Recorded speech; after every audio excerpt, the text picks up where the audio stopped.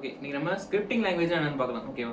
இப்போ scripting language, அப்போ programming language என்னன்னா, ஸ்கிரிப்டிங் லாங்குவேஜ் என்னன்னா, இப்போ ஸ்கிரிப்டிங் லாங்குவேஜ் பார்த்தா one of the programming language தான் சொல்லுவோம். இது எதுக்காக யூஸ் பண்றோம்னு பார்த்தீங்கன்னா, ஸ்கிரிப்டிங் லாங்குவேஜ் எல்லாமே நம்ம ஈஸியாக கோட் எக்ஸிக்யூட் பண்றதுக்காக, ஓகே, கம்பைல் பண்ணாம கோட் வந்து எக்ஸிக்யூட் பண்றதுக்காக வந்து ஸ்கிரிப்டிங் லாங்குவேஜ் யூஸ் பண்ணுவோம். அது எந்த இடத்துல யூஸ் பண்ணுவோம்னா, ஒரு ப்ரோட்டோடைப்பிங், ஒரு அப்ளிகேஷன் ப்ரோட்டோடைப் அப்ளிகேஷன் ரெடி பண்றதுக்காக நம்ம ஸ்கிரிப்டிங் லாங்குவேஜ்ங்கிறது அதிகமாக யூஸ் பண்ணுவாங்க.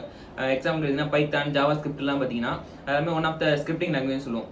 ஓகேவா?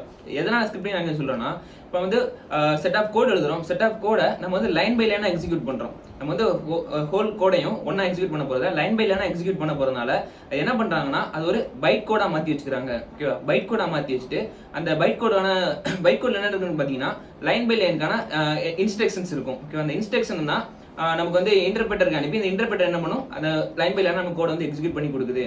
ஓகேவா? அப்ப லைன் பை லைனா நமக்கு ப்ரோக்ராமோட அவுட்புட் நம்மளால ஷோ பண்ணி பார்த்துக்க முடியும். அதனால தான் என்ன பண்றாங்கன்னா, ப்ரோட்டோடைப்ங்கிற அப்ளிகேஷன் யூஸ் பண்றாங்க.